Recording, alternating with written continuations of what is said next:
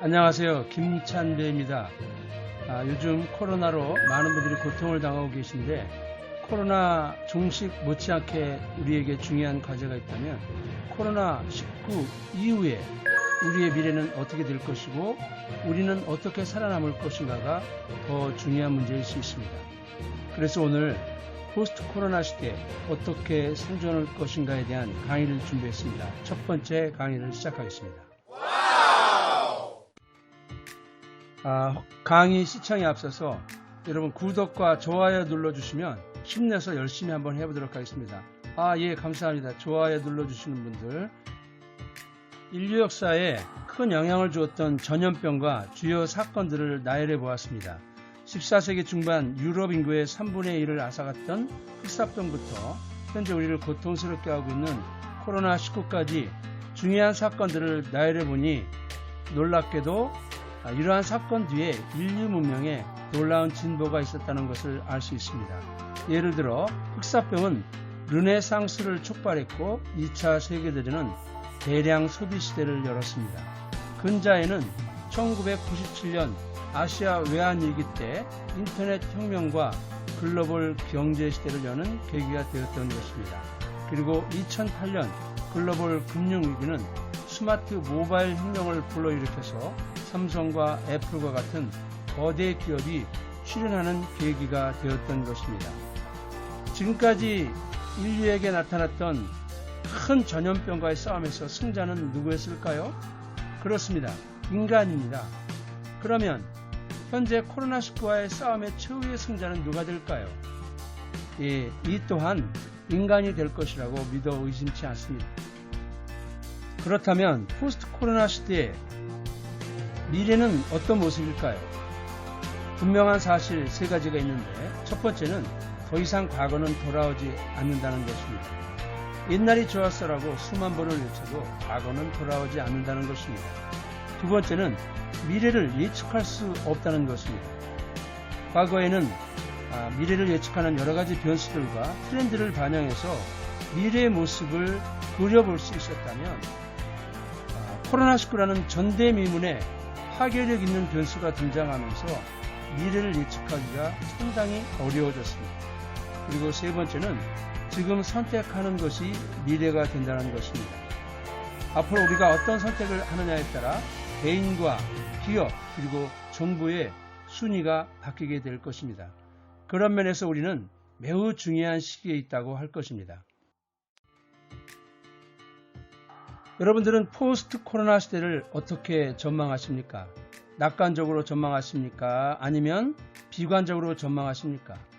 저는 개인적으로 낙관적인 전망에 한 표를 던지고 싶습니다.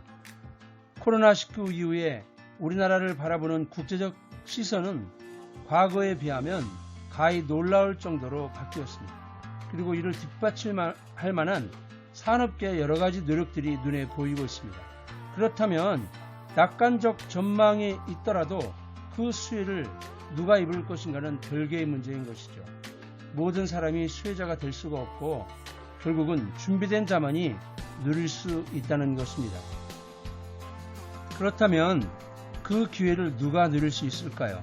세스 고디는 이카루스 이야기에서 안전지대와 안락지대라는 개념을 소개하고 있습니다. 안전지대는 지금 하고 있는 일들이 매우 순조롭게 굴러가는 영역입니다. 이 영역에 있으면 비즈니스도 잘 되고 돈도 많이 벌 수 있습니다.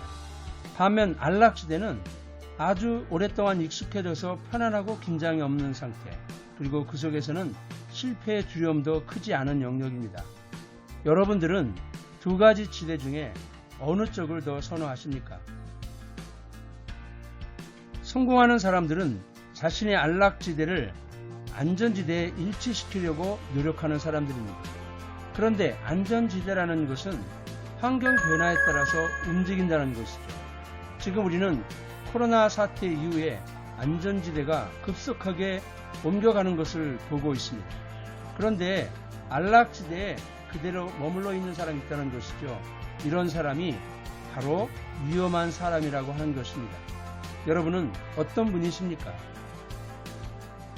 요즘 IT 업계가 인공지능, 빅데이터, 클라우드 등 4차 산업혁명 분야에 인재난을 겪고 있다는 뉴스가 심심치 않게 나오고 있습니다.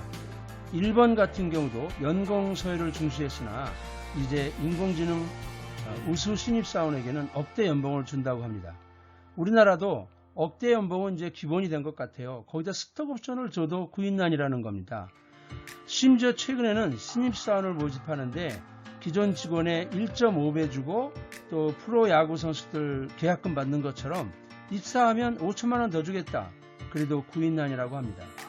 저는 이것을 뒤집어 본다면 준비된 인재는 새로운 시대가 주는 기회를 누릴 수 있다는 것을 보여주는 것이죠.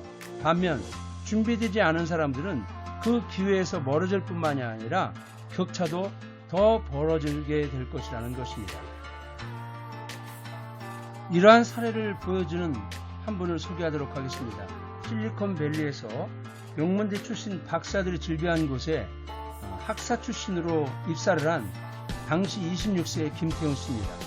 그는 석박사 과정을 하지 않고 곧바로 취직을 했는데 연봉이 무려 5억 정도에 이른다고 해서 놀란 적이 있습니다. 군대가 아니었다면 더 빨리 갈 수 있었다고 합니다. 여러분들은 4차 산업혁명 그러면 어떤 이미지가 떠오르십니까? 많은 분들은 일자리가 감소된다, 불안하다 이런 부정적인 단어들을 연상하는 분들이 많은 것을 지켜봅니다.